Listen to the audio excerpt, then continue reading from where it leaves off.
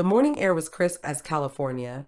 Sue, Macaulay, and his grandparents piled into the car, the excitement palpable as they set off for Big Bear National Park.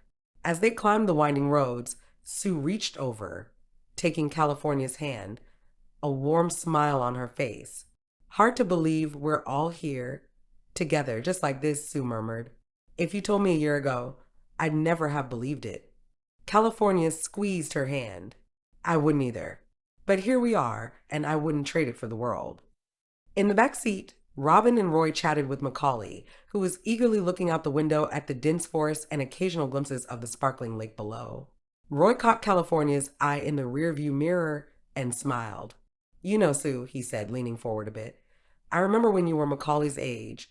We brought you up here, and you thought Big Bear was the closest thing to magic you'd ever seen. Sue laughed. I remember that. You taught me how to fish, and I was so sure I'd caught a giant one until it turned out to be a piece of driftwood. They all chuckled. The car filled with an easy warmth that only family could bring. Macaulay grinned, soaking up every story, every memory they shared. To him, each one was another piece of the family history he was becoming a part of. After they arrived, they parked at a trailhead overlooking the lake and set off on one of the winding paths that led deeper into the forest. The trees rose tall and proud around them, the scent of pine thick in the air. California walked alongside Macaulay, watching him take it all in, his gaze bright with wonder. It's beautiful here, he said quietly, his voice filled with awe. I didn't know places could be this peaceful. California smiled, resting a hand on his shoulder. Yeah, there's something about these mountains. They make you feel small in the best way, like you're part of something much bigger. As they continued along the trail, Roy and Robin fell in beside Sue and California, sharing quiet laughs and stories from Sue's childhood. They told Macaulay how Sue once climbed a tree to rescue a kitten, only to find herself stuck for hours, refusing to come down until Roy brought her a ladder. I don't know if that was courage or stubbornness, Roy said, chuckling. Probably both. Robin reached out, giving Macaulay a warm smile. You remind me of her, you know. That quiet strength, that big heart. Macaulay's cheeks flushed, but he smiled back. He'd grown attached to Robin and Roy so quickly, their warmth filling a space he hadn't realized was empty. As they rounded a bend in the trail, Macaulay, who had been walking ahead, suddenly froze. He raised a hand to signal everyone to stop, his expression alert. Just a few feet away, lying beside a fallen log, was a small fawn, its hind leg twisted awkwardly and a faint cut visible on its side. The poor creature's eyes were wide with pain and fear. Oh my, Robin whispered, her hand covering her mouth. Without hesitation, Macaulay approached the fawn, his movements slow and gentle. He spoke softly, his voice soothing, slipping into his native tongue as he got closer. His words were gentle, almost like a song, a rhythm that seemed to calm the animal. He knelt beside it, whispering words none of them could understand, but the intention was clear. The fawn's breathing slowed, its body relaxing slightly as it gazed at him with trust. Where did he learn to do that? Roy murmured to California, who watched, her heart swelling with pride. He just knows, she replied softly, her voice filled with wonder. After a moment, Macaulay gently lifted the fawn into his arms, cradling it carefully. There's a ranger station nearby, right? He asked, looking at his family. We need to get her help.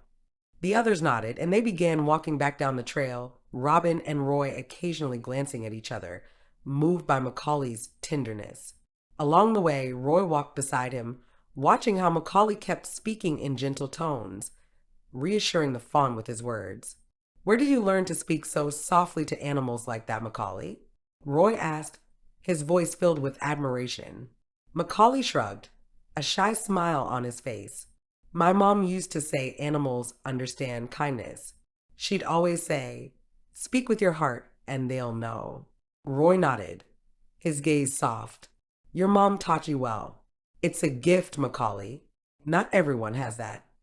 When they reached the ranger station, a park ranger came out to greet them, her eyes widening in surprise. Oh my goodness, you found her. We had a report of an injured fawn, but we couldn't find her. You did a wonderful thing bringing her in. She took the fawn gently from Macaulay's arms, giving him a grateful smile. Thank you, young man. I'll make sure she gets the help she needs. Macaulay nodded, and as the ranger took the fawn inside, he looked back at his family, his face glowing with pride. They spent the rest of the day wandering through the park, stopping for a picnic on the lakeshore. Roy and Robin sat beside each other, watching Macaulay and Sue skip stones across the water, each lost in the simple beauty of the day. After a while, California joined them, taking a deep breath as she looked out over the lake. Robin reached over, placing a gentle hand on her arm. You and Sue, you built something beautiful here. You're giving Macaulay a life he deserves. California's eyes softened, and she nodded. I don't know if I ever thought I'd have this. A family like this. She glanced at Roy and Robin, her voice thick with emotion. Thank you for being here with us, for loving him, for loving us. Roy gave her shoulder a gentle squeeze. It's our privilege. And you know what? This family, it's only just beginning. As the day drew to a close, they found a scenic overlook just in time for sunset. They all sat down together on the rocks, watching as the sun dipped below the mountains, casting the sky in hues of pink, orange, and gold. Macaulay sat between California and Sue, leaning into them, his heart full as he looked out over the vast beauty surrounding them. Sue took California's hand, and she reached out, giving Macaulay's shoulder a gentle squeeze. He smiled at her, then looked up at his grandparents, his heart overflowing. Thank you, he whispered, his voice barely audible over the rustling of the trees. They all sat together, taking in the last rays of sunlight, the sense of family and love wrapping around them like a blanket. It was a perfect moment, one that needed no words, one that promised they would always be together, no matter what. And as the stars began to emerge in the darkening sky, they knew that this was just one of many beautiful days to come.